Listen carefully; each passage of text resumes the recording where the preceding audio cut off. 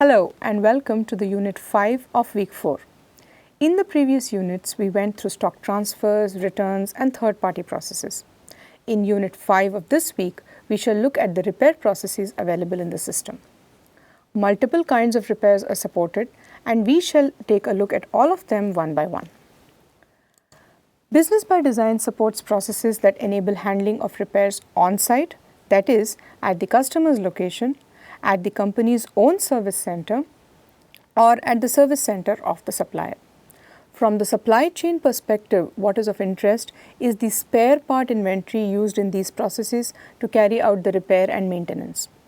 A high-level flow of the repair process follows 3 steps: the receipt of the service request or order from the customer, the actual carrying out of the repairs, and then the financial settlement. From the system perspective, the process can be broadly classified into 4 different phases. Order, which deals with the creation of service order or request. Assign, which specifies the repairs to be carried out and the spare parts to be used. Please note, spare parts are created like any other material. However, during the setup, they are clearly demarcated as spare parts. I shall be taking you through this in this setup in the system. Next step is resolve, which is the performing of the service using or dispatching the spare parts and subsequently creating a confirmation for these services and spare parts used. The settle step, which deals with the financial settlement starting with customer invoice creation. These basic steps remain almost the same irrespective of whether they are carried out on-site the customer location, at the company's location, or at the supplier's location. Let's take a look at these different processes one by one. Starting with the repairs on site, that is, at the customer's location. In this process, the service technicians would carry out the repair at the customer's location. There are 2 possibilities here: pickup and pre-delivery. There is also another option called direct goods issue. I shall briefly touch upon this during our demo. Let's look at pickup. In pickup, the service technician will pick up the spare part and travel to the customer's location, perform the service there, and then return the unused spare parts back to the inventory. The unused goods must be returned via the goods movement process that was explained to you in Unit 1. Moving on to the pre-delivery. In the pre-delivery, the spare parts will be pre-delivered, that is pre-shipped to the customer's location. The service technician will reach the location separately, perform the service, and then take back the unused spare parts and return it to the inventory. A typical use case of this could be when the technician must visit several customer locations and hence it might not be practical for him to carry the spare parts or fittings everywhere, especially if these are too heavy or bulky. In the system, the unused spare parts are to be returned via the spare parts return delivery process, that is, by initiating a parts return notification. What we see in this demo or the short before the demo is the process steps involved in the service process. The service orders involves the creating and planning of the service orders, and then the dispatching and scheduling, which happens via outbound delivery logistics and the outbound logistics itself. Please note, an ATP functionality is also available for the spare parts. The logistics deals with actually the pre-delivery or the pickup part of the spare parts, and then after the final execution of services, a confirmation of service execution happens via the service confirmation document. Unused spare parts, as we discussed, is returned using the internal logistics processes, that is the goods movement or the parts return notification. Let's take a look at a quick demo for this in the system. I have logged in as an administrative user, that is administration 01. I will quickly first show you the material setup in the system. So, the material P100901, if you see in the sales tab, and this is where you would set it up, is set up as a ship, that is a pre-delivery product. Pre-delivery in the system is signified with the item group ship, and this has to be noted. The other material is set up in the sales tab again as, let me show for P1100, where is the, as a pick, that is a spare part. where a engineer will pick up the product and then go to the service location and then do the delivery. What I also wanted to show you are two different item groups. One is the Digi and the other one is the consumable. When we talk about the direct goods issue, and I also briefly mentioned this in our presentation, this item group is used to post spare parts directly from the site inventory without processing a delivery to the customer or pick up by the service performer. The stock level for these spare parts is updated accordingly. In this case, the spare part is added to the service order and then confirmed during service confirmation. There is no outbound delivery document. The service confirmation step updates the inventory. It is also possible to handle smaller parts like these screws or nuts and bolts, etc., which are called consumables, and these are already in possession of the service performer when he is actually performing the service. These do not require exact cost accounting on each order because the price per piece is very low. These are signified by this particular item group called CONS or CONS and can be directly added and posted in a service confirmation. So having known this, let's now create a quick service order. I'll create a new service order for a particular account. Okay, and this is the place in service order where you have the on-site, own service center or supplier service center which can be specified. We shall see the on-site first. I will do it for a product, 401. What you also have an option is to create a registered product or add a registered product here, and this can be used for referencing of warranty. Now let's quickly add a pickup product 201. This is what we saw just now, the product, and as soon as you add it, you see the ATP status comes here, it is green. So in this case, the spare part is available in the inventory. Let's also add a service, repair service here. It's after all a service order and we need to carry out a repair, and let's say the repair is for an hour. So we have added both, and let's release these for execution now. Okay, we will release this service order for execution.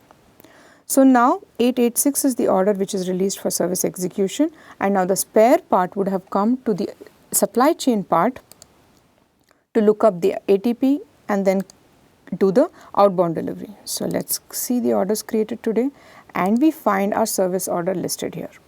Since there is stock available, let's release it. Let's now do the outbound logistics processing for it. Where do I find it? Here in the delivery proposals, the ones which are based on pickup, yes, and we found it here. And then let's do a post goods issue. I'll quickly propose the quantities and release it. So now the service technician has picked up the product and he's traveled to the customer's location. He will perform the service there and then come back and do a service confirmation. So our service confirmation for all orders to be executed, let's see. Okay, this was the order, and let's say a confirm of execution. Okay, and we say release so that it confirms that we use the one quantity of the spare part and at the same time also perform the service. Now, based on this service confirmation, you can create a customer invoice. I will probably not show you the entire invoicing step, but at least I'll show you the confirmation which is available. Yes, and that's the one which got created just now. And then the invoicing can now be done based on that. Yeah. So, that was the end of the short demo. Let's return back to our slides for the next section. Let's look at the repair at company's own service center now. In this case, the equipment to be repaired is shipped over by the customer to the company's location. The repairs are carried out in the company's own service center or location, post which the goods are shipped back to the customer. In this entire process flow, the ownership of the goods always remains with the customer. The process steps include a combination of service processing, customer return processing, as well as outbound delivery processing. It starts with the creation of the service order, where you can specify that the service must be performed at the company's location.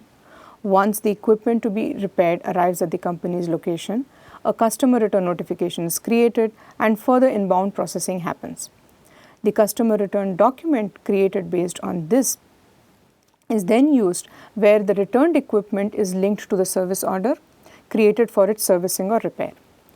After the completion of service, a service confirmation is created capturing the spare parts used as well as denoting that the service has now been completed. Now, the equipment has to be returned back to the customer, and now this is achieved by initiating the outbound processing from the customer returns document itself. After sending back the equipment to the customer invoicing process is initiated. So you see it includes all the customer returns, the service order and outbound delivery processing to give a holistic experience to the customers. Let's quickly check a system demo behavior of it.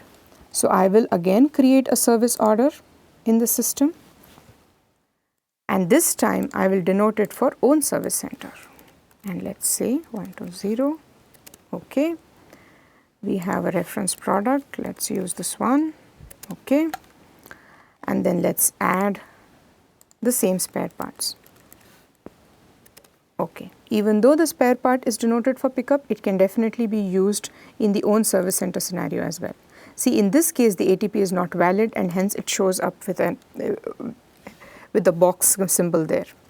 Let's take care of a repair now. Let's add the repair and 1 hour, and yeah, let's release it for execution. Alright, so 887 is the one which is released. Now this is the service part of it, and we know that the service spare part will be used there. Now in the meantime, a customer return has to be created denoting that I have now the goods to be repaired from the customer. I will look at the product ID, or let's say just go. I had already created a sales order through which we had originally sold this particular product. So this is the sales order and this is the product which we just chose for repair. So I am going to use this itself for the repair process. Okay, let's see. I just want to repair one each and denote here that this is a repair at own service center. As soon as I do this, the externally owned stock mark is checked, denoting that the stock is still owned by the customer mentioned here. Alright. Now let's mention that this is for demo, repair, okay. Let's move on and I'll finish it. The inbound delivery notification is now done. Let's create the inbound delivery document or the customer return delivery document. And I'll just propose the quantity here, okay, and then I'd say save and close. So now the products to be repaired or the equipment to be repaired has come back to the company's location, and now we will proceed with the repair of the same. Based on this inbound delivery, a return document would have got created, and if I see the returns which is found in the sales order, let's see, okay, yes. So let's open this. It's the one which we created just now. Yes. And what I can do here is assign the reference of the service order that I created. You remember I created this particular service order just now, and I will assign it here. So this will signify that this particular inbound or the return which happened was for carrying out of the repair process, and hence I am linking the service order with it here. And I shall save it. I can submit it as well, but let's hold on to it and save it here. Now what's next? Now the customer, the service technician will actually perform the repair in the system for this particular document and then do a service confirmation. Let's look at the service confirmation as well. Let's complete the service confirmation for it. All orders that we have created today, and this is the one. Let's say confirm execution. All right, and then I will just say a release. So now the service technician has completed his service execution, and I'll save it. Okay, it has been saved successfully. Okay, the logistic area was missing here, that's why it was only saved. Let me give it a logistic area because it will not know otherwise where the spare part which was used for the service was actually taken from. So yeah, that's it there, and then let's do a release. and that's all. The service confirmation is done. Now, in the return document itself, you can request the outbound delivery. We got the equipment, we had a service order, we completed the servicing for it, now we want to send it back to the customer. So now we do a request outbound delivery here, and then we do a save. Close it. We shall go back to the outbound logistics work center and find the delivery proposal for it. This is a return to customer proposal which also shows up under this particular filter, so it's easier for you to find. And this is the equipment that was just serviced and we just have to send it back now. So now we do a post goods issue, propose quantities, and then just release it. And that's it. Your equipment has now been sent back to the customer. The customer invoicing again can be carried out based on the confirmation that like we saw in the previous section. Let's go back to our presentation and move on to the next section now. This is the repair at supplier's own service center.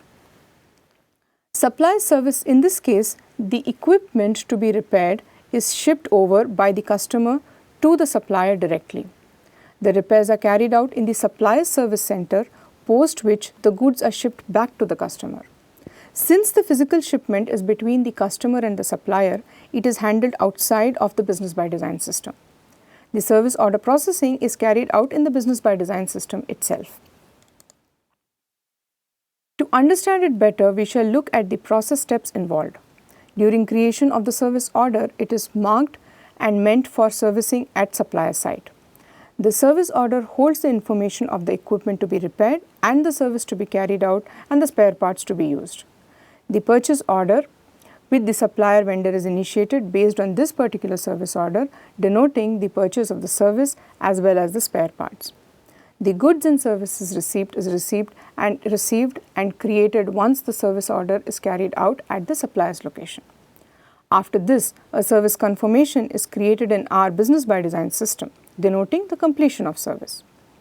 A supplier invoice is then initiated to pay the vendor for the services that he brought on to the table, and at the same time the customer is billed based on the service confirmation. Note here that there is no inbound or outbound delivery processing involved at all, since the physical shipment of goods happens between the vendor and the customer. Let's quickly summarize now. What we had a look at in this unit was overview of the different types of repair processes reported, how to process the repair scenarios within the system, and we also took a look at how returns process was involved in one of the repair processes. That's all that I have for you in Unit 5. Wish to meet you in Unit 6. Bye.